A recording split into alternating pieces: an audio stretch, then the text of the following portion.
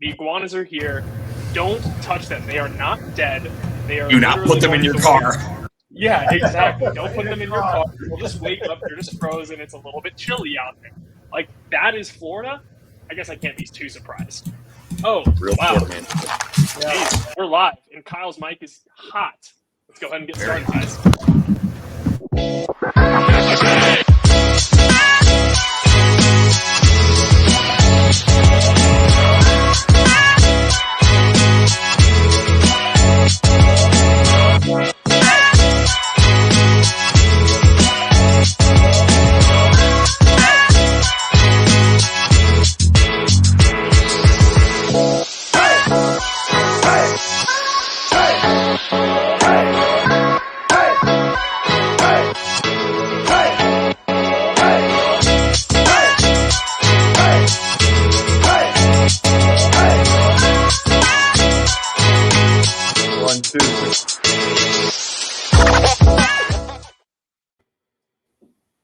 What's up, everybody, and welcome to this episode of Word on the Street. Jeff with the swag of a water bottle there. Shout out to our own Natalia Navas.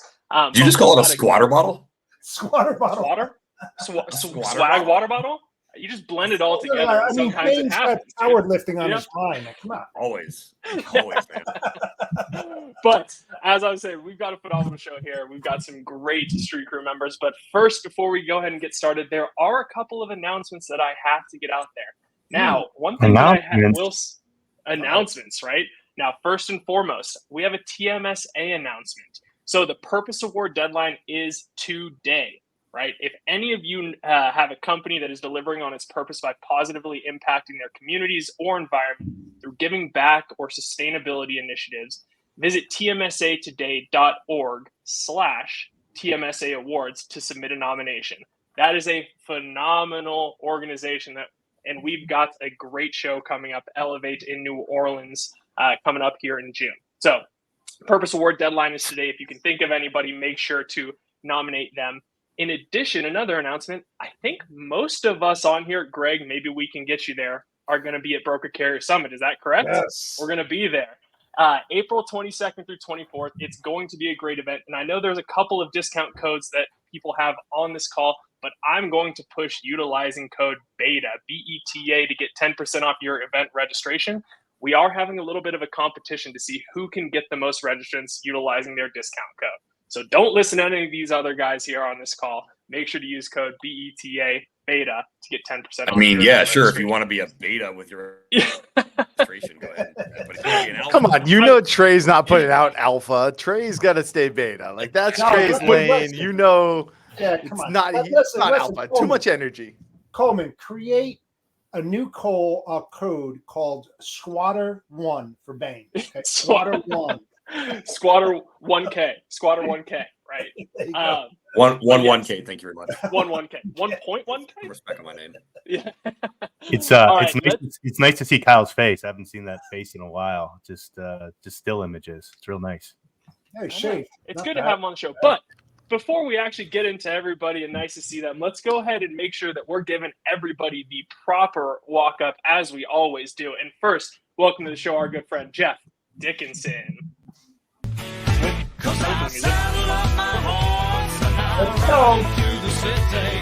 I make a lot of noise. Welcome to the show, my friend. Welcome to the show. Now, as we're going through, I'm going to make sure and ask everybody this, and we're saving you for last. Okay. But Jeff, what do you got going on this weekend? You got to tell us at least one hopefully fun thing that you're doing. Fun thing. Well, tonight I'm setting up for the St. Patty's Day dinner at the church. We have a really good gathering tomorrow. Excellent food. It's always a great time. So I'm looking forward to that. And then I'm going to relax. Every once in a while, I like to do that. Not so often. There we go. But once in a while. So. There we go. Some good R&R. I love How about you? How about you, Coleman? What are you doing? I actually have a celebration that I'm doing tomorrow, but that I will allude to that here once we get through everybody. So I'll give you a little bit of a teaser for that. Next up, we've got our friend Mitch Kowalewski. What up? Happy Friday. Happy Friday. We going all the way up, baby.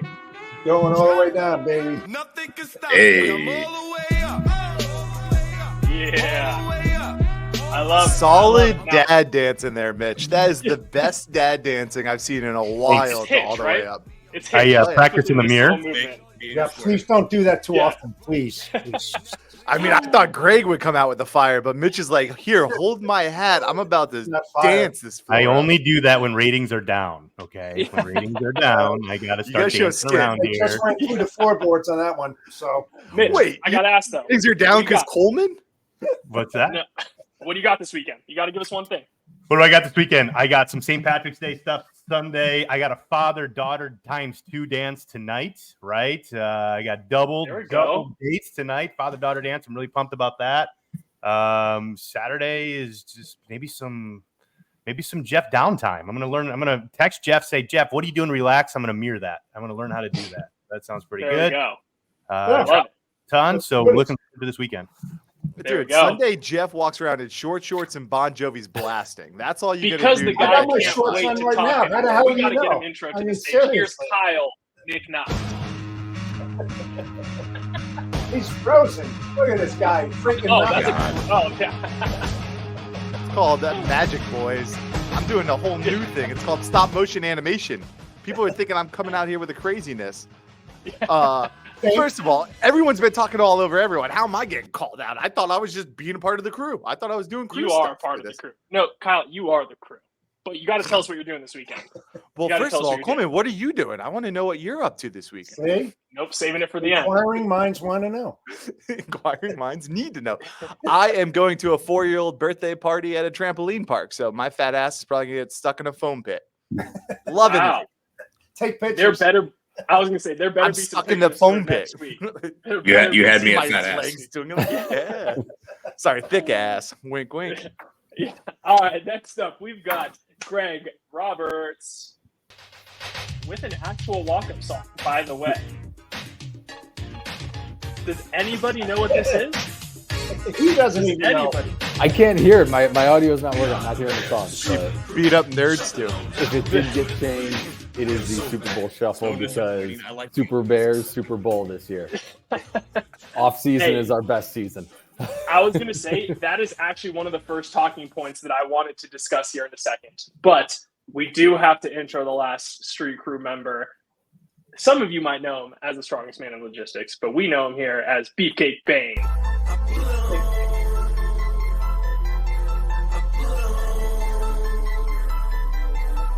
There it is. Yes. Love this intro. Yeah. The city. It's so important. Now, Greg, I didn't miss you. What do you got going on this weekend? Then we're going to get to the other guy. I forgot you. Not my older son's in fencing of all sports, so we have a fencing tournament on Sunday that we'll be going to, and then baseball is getting rolling. So going to get my younger one out to a field tomorrow and get some pitching going. Nice. Here we go. Nice. Nice. Never heard that in a while. So love your it. oldest is doing sanctioned poking, basically. Section. Yeah. Oh, he has every pun in the book. Like every other sport is pointless. God, it's amazing. Point. Yeah. Oh, God. That was a Um, bad pun right there. I love No, it. he's got a bunch of them, and they're all great. God tier There we dad go. joke.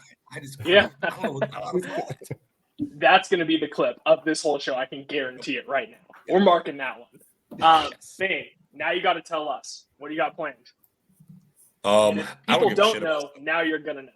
yeah, I don't give a shit about Sunday because the real party is Saturday. Because Saturday is my birthday, and I will be turning 42, Hey. and I will be celebrating 10 years officially as a competitive powerlifter. Awesome, on man. Saturday. So yeah, it's Sustainability. crazy. It's crazy Yeah. to think about. But yeah, If you need some training tips, text me. If you want some Yeah, tips on how to do the proper the lifting. Ooh. well, I mean, the gear does all the work for me, so I just got to get into it. I'm fine. So Fair. There we go. Yeah. Just And going tighten up back that belt. to some other people's questions, I am going out tomorrow, not because it's St. Patty's Day, even though the bar is saying it's St. Patty's Day. I'm going out for Bane's birthday. So you will expect a happy birthday song from me tomorrow at the bar. maybe a couple of man sodas deep, Thane. So that's just for you. I like it. I'm also very excited nice. because we have dinner plans tomorrow night with so some people know this guy. He is the director of training at Echo Global Logistics, Jason Berry. What people don't always know is that Jason and I played high school and college soccer together, and we've been friends for almost 30 years. Our wives have still never met. Wow. And it's mind-boggling. We all live in Chicago. The wives have never met, so the wives are finally meeting for the first time on Saturday night. Nice. You going to the city? You going burbs or city? We'll be in the city. We're staying at the Wit by the theater district because it's right go. also by the river. So we'll see all the theater weirdos on Saturday night, and then we'll go to the river on Sunday morning. Nice. I love it. Now, before we get into our first official segment, Greg, I am glad that you picked that walk-up song because that was one of the first things I wanted to talk about. Now, me being a Raiders fan and how bad we are going to suck for the next 7 years going against Patrick Mahomes, we do have to talk a little bit sports. Now, the Bears have been making moves, signing DeAndre Swift, signing Keenan Allen. They got the first overall pick. I have to ask, with some Bears fans on this call, is this the year? Or are we just getting our hopes up? Because that's my adoptive team of everybody. No, this is absolutely the year. The Bears are winning the Super Bowl with a rookie quarterback. And, big moves, middle of the road running back that we picked up, an aging wide receiver who's not what he used to be, and Keenan Allen. So, yeah, no, these are all the right moves that we need to make. We're winning at everything this year. I detected a little sarcasm in there. I'm actually stoked for the Bears. I think they're going to do some good things. I also don't think they're going to draft Caleb. I think they're going to pick up Marvin Harrison, and they're going to really solidify their wide receiver corps. Now, that's just me. I disagree. I think they're going to get Odunze at 9, hopefully. But I think Caleb Williams is going to be the pick. No, honestly, I think they'll be better this year. I think they'll be 10, 11 wins. 1 or 2 more than the Packers will be. Bane. Nope. Here's all I'll tell you. The Bears are the reason I wish we had promotion and relegation in the United States because then these fuckers wouldn't be even part of the NFL.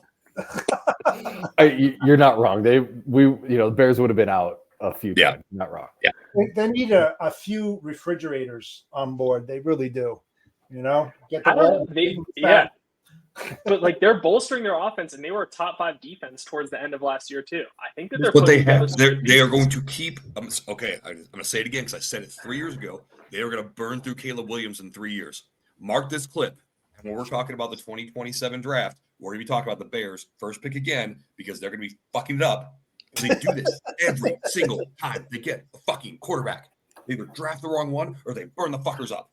Hey, look, we don't all get to go from the Magic Man, Don Majkowski, to Favre to Rodgers, right? Like, I believe you mean your owner. There's 2 things happening. There's the Bears salary. There's this, this 2025 salary cap, right? So they got Justin Fields, they got Sweat, they got all these big name folks spending up. I'm not worried about football. I want to know where we're playing in a stadium. I'm more focused on a stadium. Forget the game. I want a nice warm dome. I want to be able to have a Super Bowl. I want to have ice skating inside. Come on, get me. I want it in the Heights. I would love it if they went to Arlington Heights. That's dead. It's dead. Soldier Field is one of the worst places to get to. It is such a pain. That 55 exit, you have a real short window to get onto it over by McCormick. Spoken like a true suburban out in the Chicagoland area. If you're downtown, it's great. Here's why. Because I know that's the thing. It's not even great for people who are downtown. It's a pain to get to. Electric line. You got it. Right into the stadium. I thought we were niche when we talked logistics, but we're really getting niche with.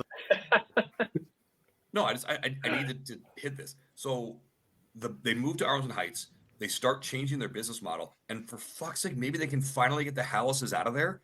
And they can start to do I would love to be a Chicago Bears fan. We're right here. They're just so terrible. They're such an inept organization. I could not bring myself to be associated with such a shitty team. They're not getting the Hallises out of there ever. Oh, that's how you really feel. They got rid of Ted Phillips and they got Kevin Warren in, and football people are starting to do football things as opposed to Ted Phillips, who's not a football person doing football things. Oh, fingers crossed. Okay. Well, yeah, we're 15 minutes in, and we've already talked way too much probably about the Bears, but I had to at least throw it out there because, again, living in Chicago for 8.5 years, again, they have a soft spot in my heart. I do root for them, even though I will never change. They have a soft spot in their my defense, flags. dude. They got a couple soft spots, let's be honest. All right, everybody. It is time for our What's the Word segment, sponsored by Thai Software. Brokers, your business is a complex web of processes and technologies that must work together to maximize your team's potential.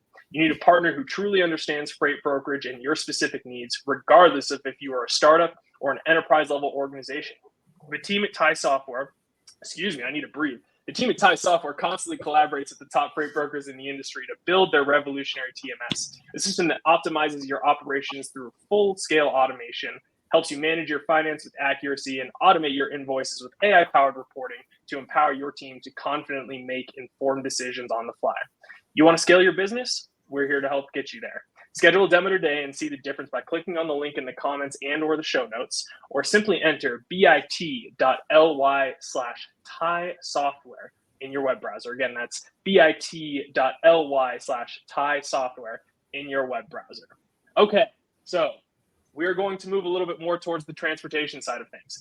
So a couple pieces of news that we want to highlight. First and foremost, Norfolk Southern alone was told that they need to pay for the cleanup based off of the train derailment that happened in 2023 in East Palestine, Ohio. Now, they were petitioning, saying it's already cost them $1.1 billion for the cleanup, and saying that the people that supplied the tankers and the manufacturers of the chemicals should help with the cleanup. I personally think it's 110% on them, and this is a good ruling. What do you guys think? I agree. They messed up, right? Well, that whole thing started with a bearing, right? A heated bearing, right? So who owns the rail cars? Who owns them? Who should have done the maintenance? I mean, it seems pretty easy, right? Yeah. Go back, go follow the trail, go back. And the ones that didn't do the proper maintenance are the ones that caused the accident. Plain and simple. Do we know, Jeff, real quick, do we know if they did the first one to touch, last one to touch your nose has to pay game, though? Because that could be also something that's valid. Right that's now. Very valid.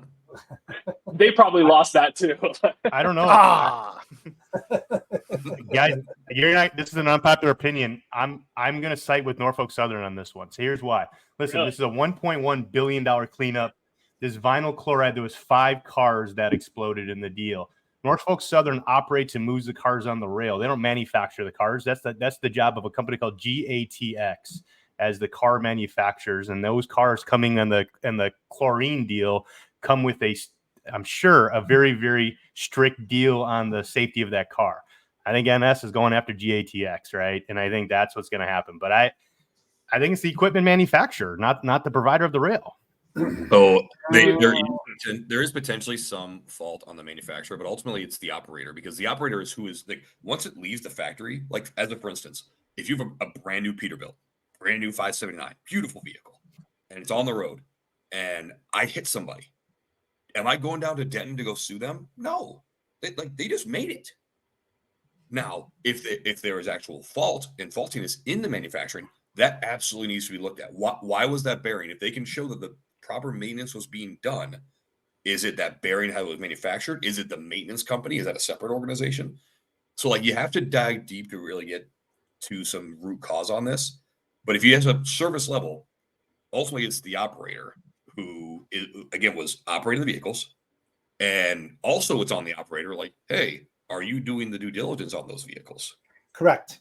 Yes. And you know what? You just think of a faulty trailer. If you're moving freight, and you go in there and you see something that's wrong with it, but you move it anyway and you cause an accident. Whose fault is it, right? So to your point, Bain, if they had ISO, documented PMs on every single piece of equipment before they even moved it, they checked the history of each and every single car. When was the last time it was done? All this other kind of stuff. It's by due diligence. You have to check these things out. You're rolling that equipment, so that equipment is being pulled by your power unit. You have to do something about that because of the risk, especially with hazmat. Come on, guys. I mean, you guys are assuming though that the NS is responsible for the maintenance of the GATX leased cars. No. They should be looking at the documents to see when the last time it was maintained. because there is a life cycle to those bearings. They got But that. are you assuming that GATX isn't responsible for maintaining their own fleet under a lease to the railroad? Well, of course, exactly. But it's also the responsibility of the carrier that's moving those cars to make sure that ensure the public is being safe. So let's move it into trucking. So here's another scenario into trucking. If I'm a dedicated trucking provider with a power only on a dedicated fleet pulling a Walmart trailer, right? I pull out of the Walmart DC and there's a tail light out on the Walmart trailer. Is it the trucking company's responsibility for the CSA violation, or is it Walmart who maintains their trailers, their tail lights after I pulled out? That's the question, right? Yeah, Trucking company. Let me answer that real The quick. trucking company, Right? I think. It's a known fact. The light goes out mid-transit. Yeah, but the driver is responsible for his freight. If you load a trailer and it's leaning and the driver takes off, it's his responsibility to inspect the freight to make sure that it's loaded properly. They should do a post-inspection, a pre-inspection, and make Driver sure did a post-inspection, pre-trip inspection, tail light went out mid-transit. I mean, this is an argument between dedicated fleet providers all the time. And Who CSA. touched their nose last? I mean, I think all of this back and forth though kind of goes to the point where, and Mitch, I tend to agree with you. Like it is so difficult now. If it can be put down to this is the if it can be put down to this is the one individual that was responsible for it, and this is who should have done it. Yes, put that person on on the pike, and we'll go from there. But there do seem to be a lot of if this or if that, there's a lot of uncertainty around it, in which case, maybe it does make sense to share in some of, if there's some of the responsibility of how it happened is shared, then some of the costs should be shared. Maybe shared, but I don't think it's one or the other. I think shared is probably more acceptable. So what's the bottom line? The maintenance of their own cars. Right. So what's Winners the bottom or line? losers? What are they No going to learn ties. from this This ain't incident? soccer. Yeah. What are they going to learn from this incident? What kind of policies are they going to put in place? Probably not. So is that a stupid move or what? That was crazy to live in North Palestine, Ohio, and have to be evacuated. Right, get up in the middle of the night and say, "Get the hell out." That's pretty wild stuff. Yeah. All I know is that fire. and all I know is that I just finished watching Better Call Saul last night. If Norfolk would have hired Saul Goodman, they probably wouldn't have had to pay a single penny out of any of this. Great but point. we're going Chicago boy. Yeah, exactly, right? Okay, next up in the news. So I don't know if any of you have heard or potentially even utilized, but DAT was out. It was down for about 5 hours yesterday, which also was out for another 5 hours last week at some point. I love this topic. This separates the boys from the men. The boys from the men. This is what I want to hear, because all of you are experts in certain areas within technology, and I understand, is DAT good? Is DAT bad? How should companies go about their business when one of the biggest, obviously the biggest load board goes down? What do they do? Coleman, it depends on the maturity of the company. There's a lot of different sizes. So 10 years in, 1 year in, those are two different levels, right? So of carrier capacity and everything else. But at the end of the day, you need to have a tomorrow sourcing strategy and a today transactional strategy, right? And those are a blend of both. But at the end of the day, is data a good company? To your point, yeah, man, they own a lot of data. They've been around a while and they've helped a lot of people give market intelligence. There's also other tools available out there too that are disrupting that data every single day, putting chokes on it, using AI technology, even using machine learning to figure out some of those other patterns. So, data is a staple in any house's brokerage, and that probably won't go anywhere for a while. I just think there's a lot of new players out there challenging that space. Regarding the dependency on that really that's your company strategy, right? And then you pay the price if that goes down. But we like to use data as a guidance, not as a purveyor of any decision. Right. Hey, you got something to say about DAT. I know that. Yeah. Well, one, I have to give credit to Truck Stop when I don't remember whose post it was, but they put in quotations most reliable load board from their official LinkedIn account. So I was like, hey, that's savage. I appreciate that. I agree with Mitch that DAT cannot be your primary source of capacity. Nope. People will argue with me on that, and that's fine. Like, you can be wrong. It's because when you look at the carriers that are utilizing DAT consistently, They are going to be very inflexible with their rates. They are not going to work with you to get consistent business. They are just moving from day to day. That's not bad. That's the maturity of their organization. To ensure that if DAT goes down, your business doesn't stop, you have to have a sourcing strategy that is going to be much more robust. You have to make sure you have clean-cut carriers that you work with consistently. You have a secondary source of carriers that you have there. The way I like to explain it is if you take it from a lane level. So we're moving Chicago to Atlanta, right? And you initially get a carrier that can haul your load. Great. Now you're servicing the customer. To build a true network, you have to then start sourcing carriers that can haul that load, not just today. You need one that can do it Mondays, Tuesdays, Wednesdays, Thursdays. And what you need to build up is a network to say, all right, on Monday, I can take 5 of these. On Tuesday, I can take 15. On Wednesday, I can take 6. Any day of the week, it's just a matter of how many I can take, not can I cover it, because I've built this network. Then you're not reliant on things such as today. Now, you can still rely on it for some transactional business and some things are maybe that come at you in the heat of the moment. But for your business and even non-consistent contract business, build a network so it never matters when you get it. So again, when you look at DAT and platforms like that, so that is the truck stops, the Zoom apps. I'm not knocking any of these organizations. They're good organizations. They have good people there. But when your product's not performing the way you say it does, then you're also open to the feedback for that. Yeah, they could always do it. They could always do what AT&T did and give everybody $5. That's nice.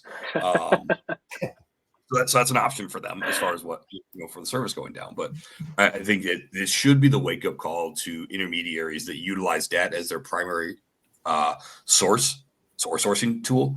Stop. Just fucking stop. There's the soundbite for the show. Yeah. Wait, you said stop, but Bane, you said stop. But when do you start? Do you start because I only have 2 employees, so I don't have 14 carrier people? So do I start my DAT relationship there? And then when do I stop it? When I win, so right? No one stops. They start it, but no one stops DAT. You always have No pun intended. What I'm saying is you stop it as your primary sourcing tool. Right.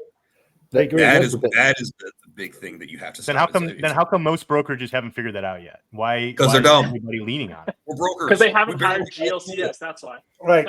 Because they do too much transactional business. That's the problem there. If you did dedicated, they make so many organizations confuse motion with productivity, and so they think, "Oh, I got the load, I got the trade." They think, "Okay, we've done the right thing," and you may have done the right thing for that particular minute. But are you doing what's right for your business long term? If you are a carrier sales rep, this is another soundbite. If you are a carrier sales rep and you're listening to this right now, you are going to cover 8 to 15 loads in a day. Realistically, that's what you're going to do. That's over the course of 8 to 9 to 10 hours. 2 to 4 hours of your day should be spent talking to carriers on some level, whether it's on the loads you're covering right now or stuff you're going to cover in the future. Every single carrier you talk to, you should know what they do on some level when you get off the phone. If they're not willing to talk to you about that, then they're not a carrier you want to work with. Correct. Easy as pie. But hey, Bane, I'll go the opposite. I see a lot of carrier reps in what I've noticed in companies. They don't even understand the freight that their company controls, right? Or they don't see the full circle of it. So they're so transactional. I have a load from Chicago to Atlanta, period. Instead of saying, hey, where do you got trucks? You run the Southeast? Here's all the freight we run the Southeast. Now you grab a 40 truck fleet dedicated into your network instead of one transactional load, right? It's just the more confident you have with the freight you have available to purchase that capacity on, the better off you are, man. Work smarter, not harder. Absolutely. Fleet we're working for you, not one truck. That brings up a phenomenal point that Bane and I were actually talking about in the green room. And Bane, I will let you introduce this topic because it was news to me. But I think that this is a very perfect segue into that in terms of creating and people entering the market in a smart manner. So some folks may have seen this. TIA announced it. So I think all of us are familiar on some level with MAP 21, the legislation that came through in 2012. So part of that was around the certification, education, and experience for freight brokers and freight forwarders. And so TIA has been given permission by the FMCSA to start writing the rules around what that testing and what that experience is supposed to look like. This was announced yesterday, so there's a lot of conversation that's going to be happening over the next few months and probably a year. I, for one, am potentially very excited about this because this starts to lay the foundation to make it harder for shitty people to get into our industry. Yeah. And literally, it's again going into the stuff that we were talking about. You have to have a kind of a foundational knowledge in order to actually enter the space, which is going to eliminate a lot of people that are doing things wrong. I, for one, am very excited to learn more about this. Like, I think that is a huge topic. I mean, think about it even from a U.S. government standpoint, right? People need to take a test. I guarantee I couldn't pass that test, and just throwing that out there. But, right, you have to be able to pass the test in order to become a good business. And again, we're weeding out the poor people out there. So I love There's a lot of bad actors. Absolutely love it. There's a lot of bad actors in freight, but I also like the opportunity that supply chain logistics has for entrepreneurship and a barrier to enter and create a company. If you are doing the right things and you are relationship focused and you have a quality company, it's a pretty cool industry to pop in and create something, especially, even from an immigrant focused standpoint, it's a friendly industry to do business in. Right. So I like those open paths of opportunity, but I do agree regulation is needed. Mm-hmm. To me, it's no different than the CDL itself. Like, you have to display a level of aptitude to operate this 80,000 pound missile that's running down the road. There needs to be a base level of aptitude that a intermediary is going, because again, you can be sitting in your basement slinging freight, and it's not that that's bad. I agree with you. I love the fact that somebody can make a couple $100,000 a year from the comfort of their home. That's beautiful. Without necessarily going to college, right? Without having to go to grad school and all this other craziness. And I love that. And so and people can come to this country and they can bootstrap themselves up and they can make a great living. And so, but again, we want to see that base level of aptitude. And also, when you look at the consequences of people being bad actors, when you show these levels of aptitude and say, hey, like, you said you were going to do this, you understand the rules and regulations of the laws on this test that you had certified to get your authority, but you went against that in your business practices, well, now there's potentially legal consequences, and it makes it tougher or a little more scary for bad guys to get into the industry, which is good. That's good. Yeah. I think that's one of the most exciting things about it, is that the bad actors are going to have to essentially go in and say, yes, I know what I'm doing. What I think the devil will be in the details of always is. How is it actually enacted? How is it? I mean, because TIA, people at the TIA, I ton of respect for. I think they're going to write some great, guidelines and things like that. But the question comes then when they hand it over to the government, what happens then? And I've got less confidence. It's definitely not going to be perfect. Hey, Greg, speaking of those, it'll take iterations. Greg and Coleman, speaking of those bad actors, have you guys seen these TikToks of these double brokers? There's like, I'm a double broker out of Oakland, California. I'm waking up every day to steal your freight. Like, they're cocky about it, right? What like, about me makes you think I have TikTok? You're missing out, man. Yeah. Well, hey, I'm pretty sure that Greg calls it tic-tac-toe when he tic-tac-toe. Yeah. But the this double is all brokers, really just this is all really just a shameless plug again for Broker Carrier Summit, because we get rid of bad actors there.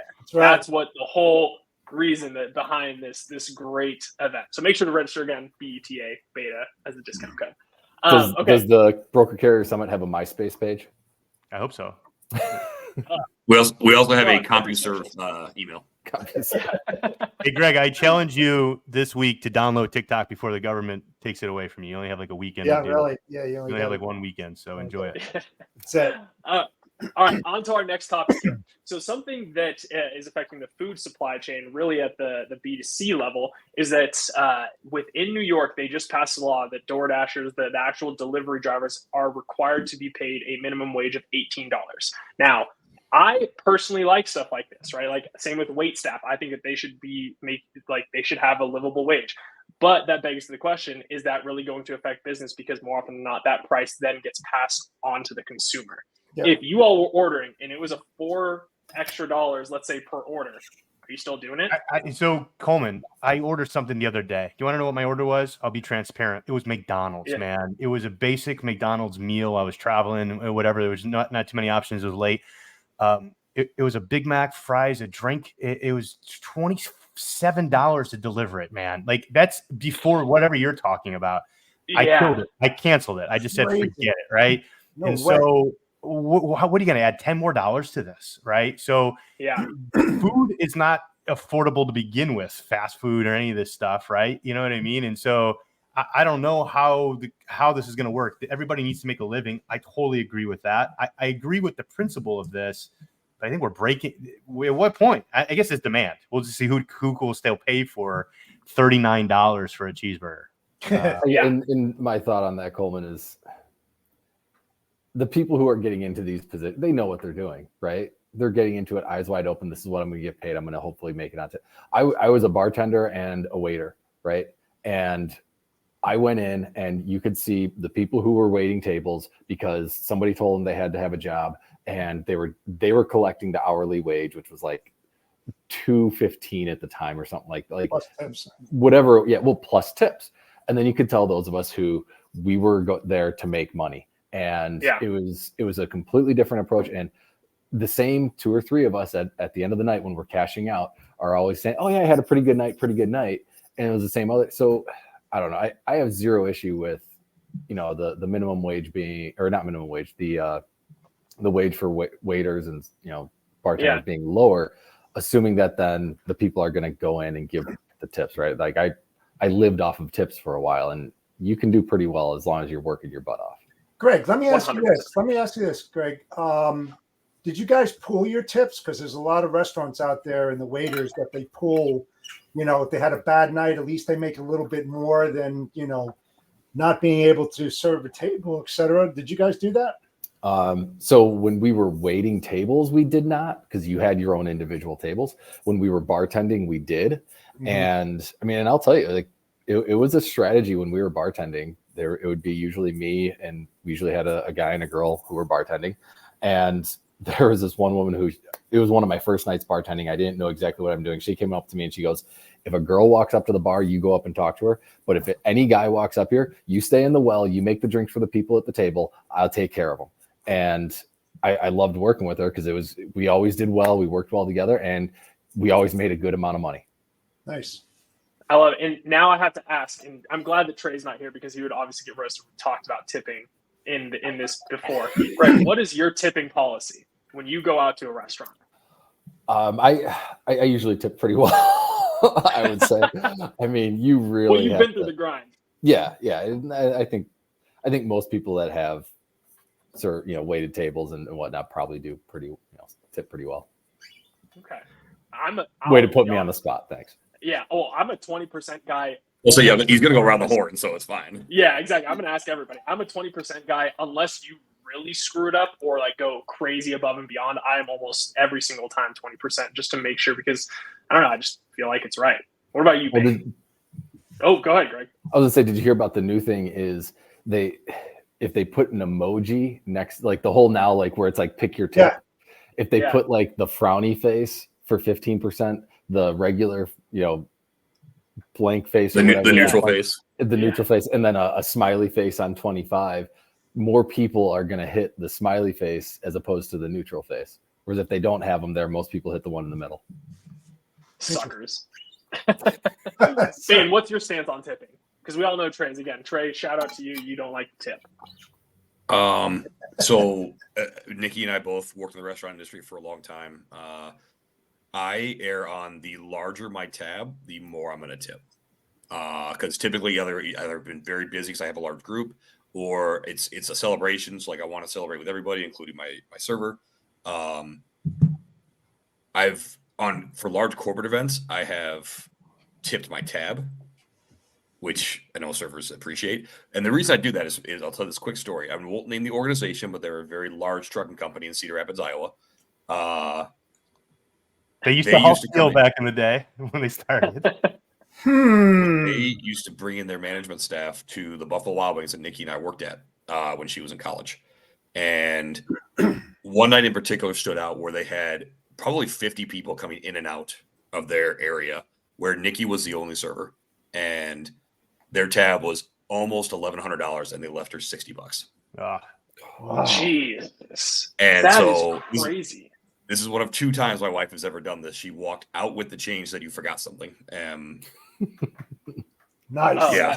I like that. Good for her. Yeah. Good for her. Nikki's a badass like that.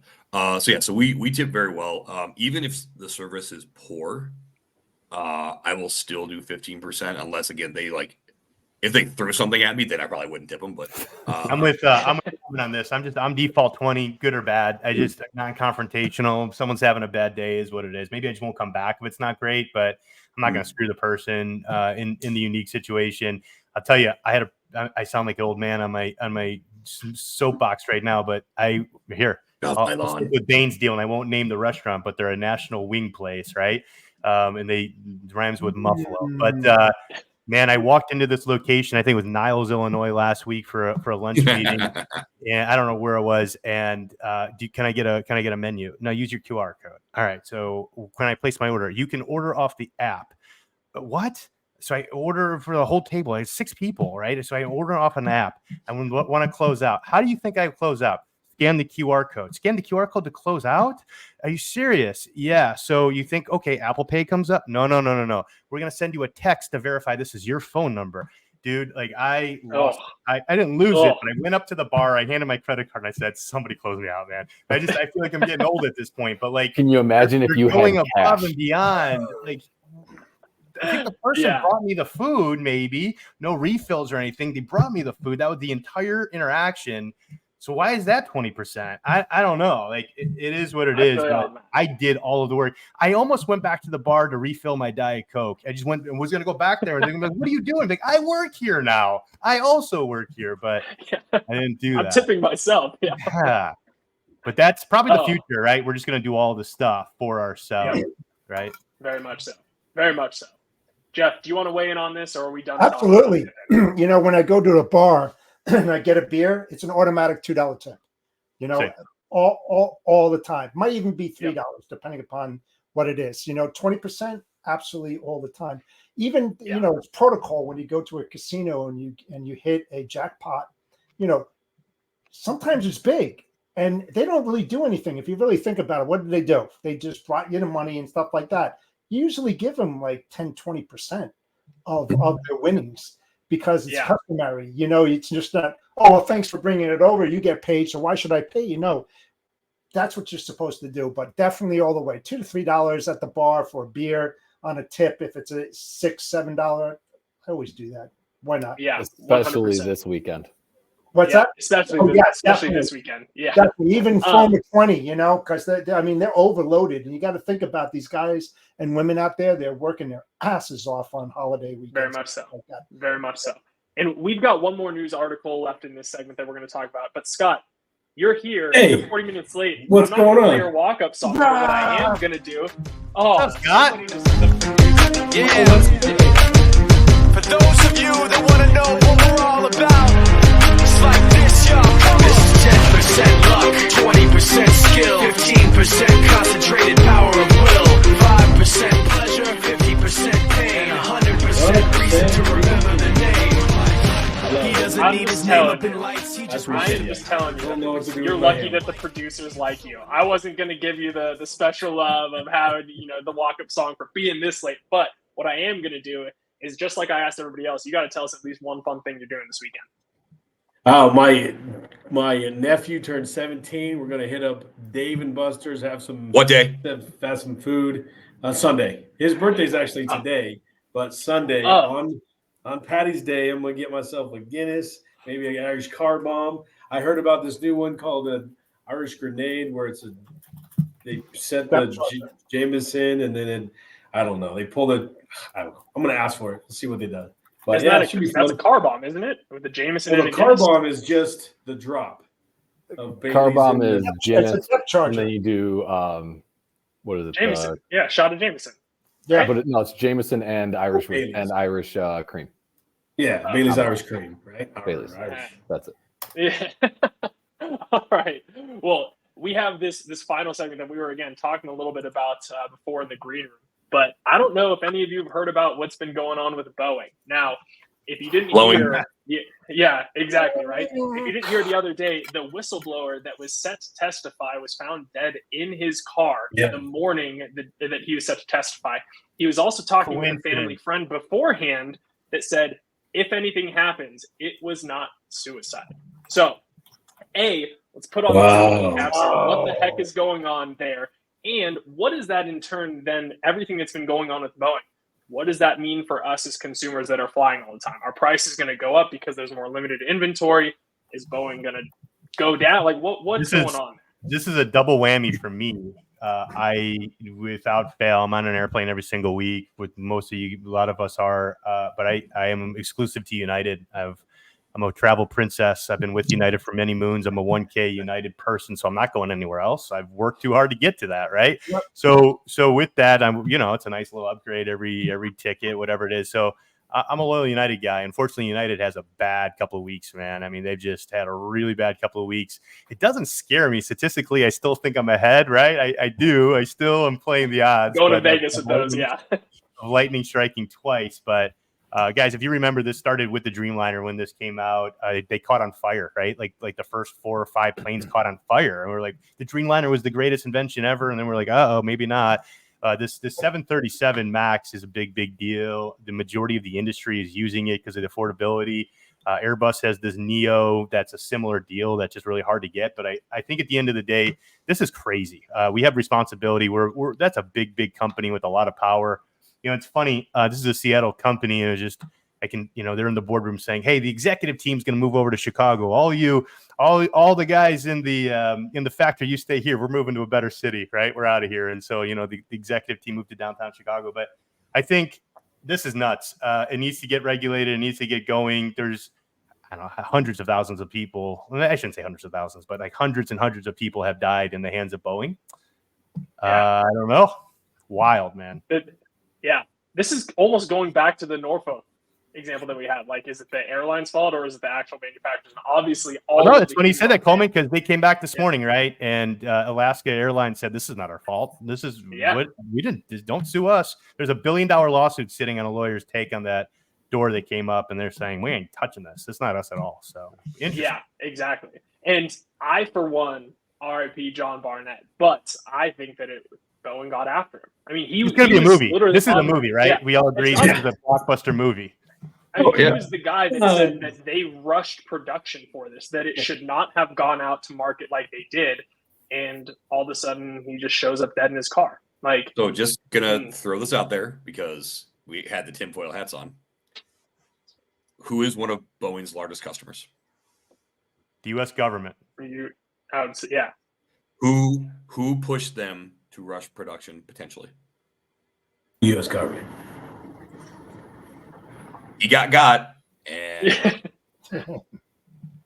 here's how you can tell, in my view, if it was Boeing who ordered it or the government. If this goes away after about a year,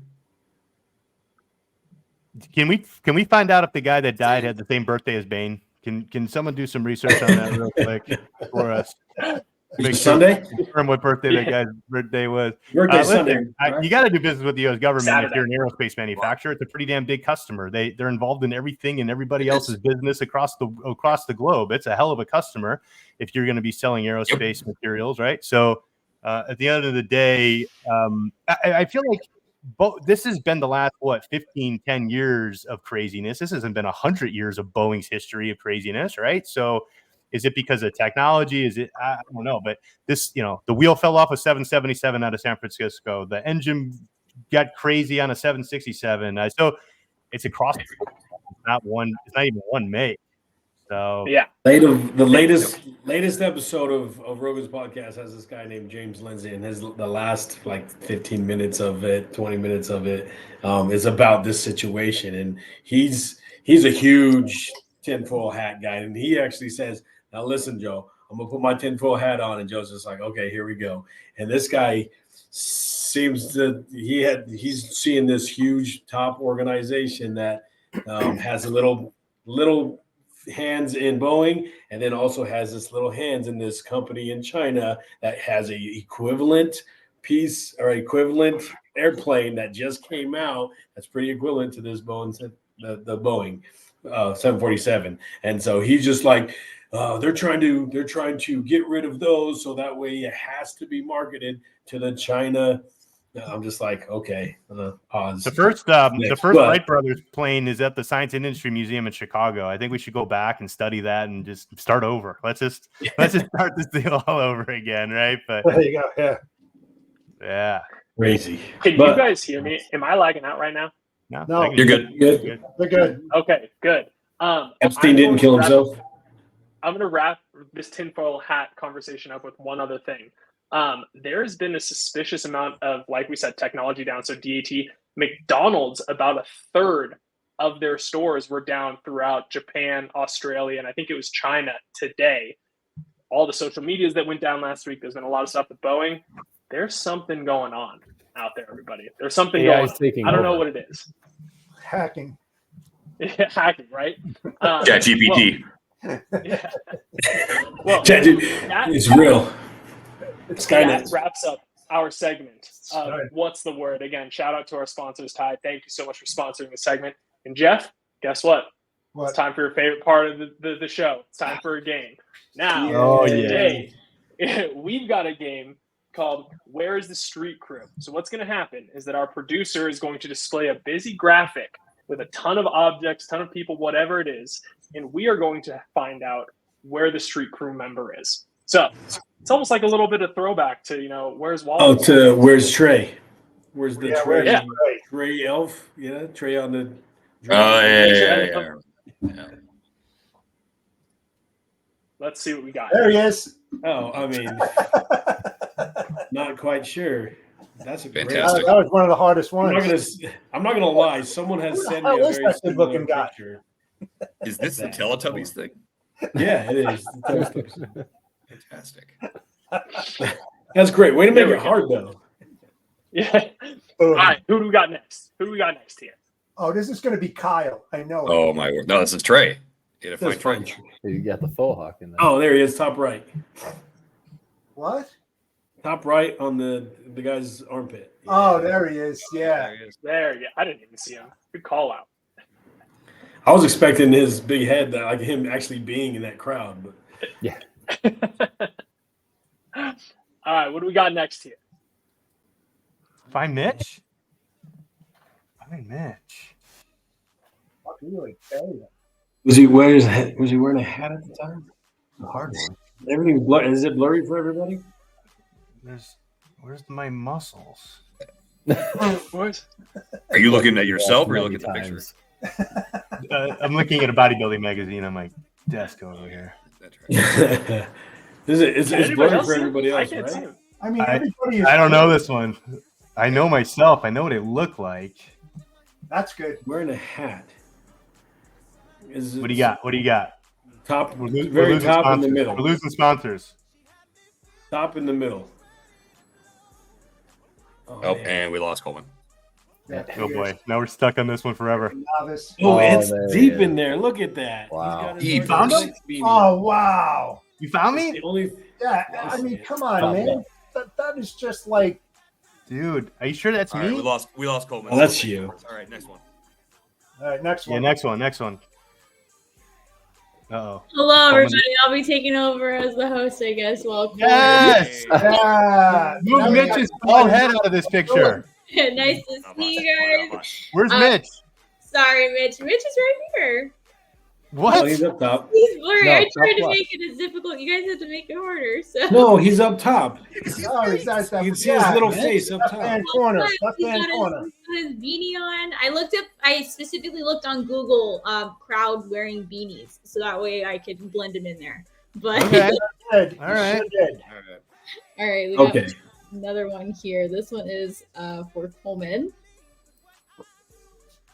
Where's All right, I Coleman? apologize on this. This is actually going to be difficult because the quality is not great. I see I probably- Coleman. Obviously, there he is. We see him. When I made it on Canva, it looked fine. So Right, there's a I'm little on the gap. right. I can see some skin, right? You see there's like three orange deals near each other, and I see his earlobe or something over there. Oh, he's literally buried underneath. Buried underneath the glue. That's why he had to leave the show to get buried, probably. New I don't see direction, him. right? No, he's on the far right, on the edge, right? He's on the Yeah, far see on the right edge there, yeah. Yeah. Where? Him? This little blip right on the far Oh, right. like on the middle of the right side. Yeah. Come on now. Come on, man. That's garbage. Is it him? Yeah, that's Yes. Oh, my word. That means that 2 points for Next me. one. Gotta wear Move glasses on. for Move this. on. Oh, my word. We got a 5th round. This one's for the strongest man in logistics. That's a bumper place. You won't find me. It's bumper plates. You won't find me anywhere. You won't find him anywhere. He's on the shelf above the squad. He's on the table, yeah, on the right-hand side. Canned. The quality is just not having it today. On the right-hand side. Oh, Where? Right-hand side, right above the red squat rack. On the right-hand side of the red. How did you see that? What? I mean, I can see the outline. I can see the outline. It's just different. Yeah. I pulled a photo. You're not looking for the person's face. You're looking for the thing that sticks out from. Looking for the anomaly at this point. Yeah. All right, final. I got 3 points, by the way. Scott always wins the games. Oh, this is a good one. I mean, I want to see that hat with the cross up at the top there on Jeff's head. There you go. You hit lower. Where is he at? Yeah, what the hell? I can't even find myself. That's bullshit. Yeah, I'm still looking for Mitch in the other picture. So Let's see if I can zoom in here. there he is. There he is, right there. Where? Yeah, There right he there. is. She's gonna zoom in.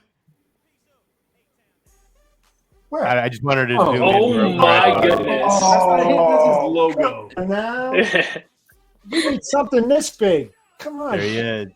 There he is. There it is, right there. All right. Oh, there it is. Wow. Thank you. Thank you, Nice Natalia. job. Sorry. Nice Of course, job. my internet decides to go out as the last 10 minutes. Yeah, Natalia, Coleman, You've got to top off the internet. Yeah. Start paying your bills. Come on. I thought I had one more day left. You think it's weird that Coleman brings up like government conspiracy theories And and then all See? the government stuff, And then all of a his sudden- internet goes out? Like you don't think that?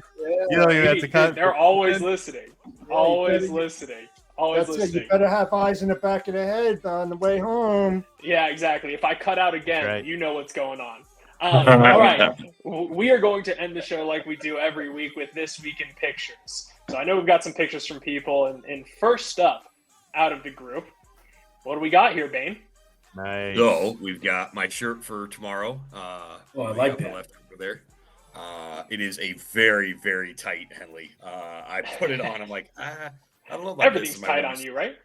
My wife was like, immediately yes. Immediately yes. Go. She said, I want you to see that. In Oh, just cheers, that. fuckers.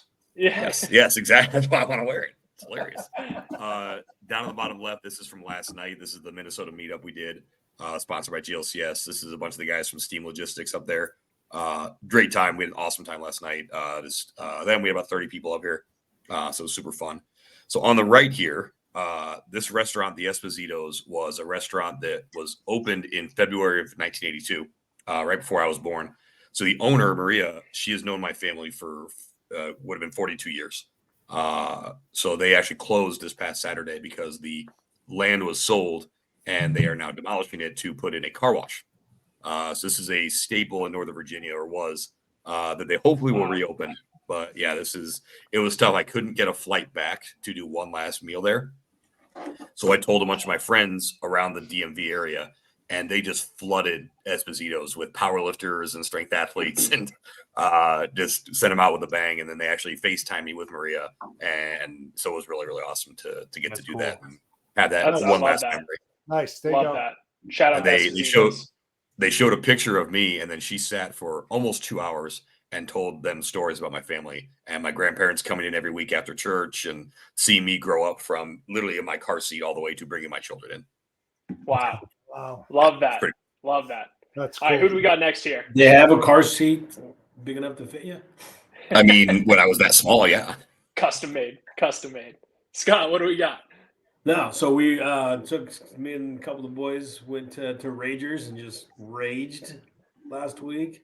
And then while I was doing that, the wife was shopping. And this is her shopping. So I figured. But Was she Ragers shopping or is buying? yeah. A little bit of both. Buying. A little bit of both. But the Rage Room is pretty cool. They've been around for a couple of years, or been here for couple years. We actually did a group, took all 150 employees there once. This is one place, but yeah. So you go in this room with all geared up, and you smash bottles, and you can bring your own stuff too. They just charge you a $5 throwaway fee, and so you can bring you can go literally bring a printer and go gangster office space. I love it. Yeah. I've heard those things are so much fun. Our communications director Morgan has done them a couple times and absolutely loves it. That's the next team bonding experience, it sounds like. Yeah, go to Rage Room. Next time you guys come to Boise, we'll just rage. There we go. Who do we got next? We've got Trey. Now, Trey, what are you doing? Oh, yeah, I know that Natalia is in one of these. Well, Natalia's there, so she can probably explain. Yeah, if she wants to hop in, there she is. What do we got, Natalia? Hey guys, so Wednesday, actually on Monday, Trey called me and he remembered that I lived in Florida and could make it to Jacksonville. So went to go meet up with them, and this is all of us. I'm meeting Wasim and Lindsay for the first time. It was an amazing time. Honestly, they're right now at a tournament, which I'm so sorry I don't follow golf. Coleman, do you know? Yeah, okay. Yeah. Great. Okay. So this is kind of just our Wednesday, and I believe the one in the bottom left corner is today for them. But yeah, a lot of firsts for Trey too. He had his first, what is it? I think ribeye. So Wasim documented that. Yeah, I know. He said he was usually a filet guy, and he's been working his way down to medium rare and different cuts. So amazing steak, and then he's missing out. That's old fashioned too, which was pretty cool to experience. It was a really good old fashioned. Wow. And he's growing up. Yep, he's growing up. That's about it. There Come we on, go. son, eat some meat. Yeah, and now you're wondering why I'm here, and it's because Trey is at a golf tournament. Lucky guy. Well, as far as I know, Natalia, is that all that we got for This Week in Pictures? Yep, that's all we have. That means that is all we got for episode 199 of Word on the Street. Next week is episode 200, everybody. Wow. That is crazy. We will get you all out of here. Happy birthday, Bane. Happy St. Patty's Day to everybody. Happy birthday, Bane. Have a great weekend.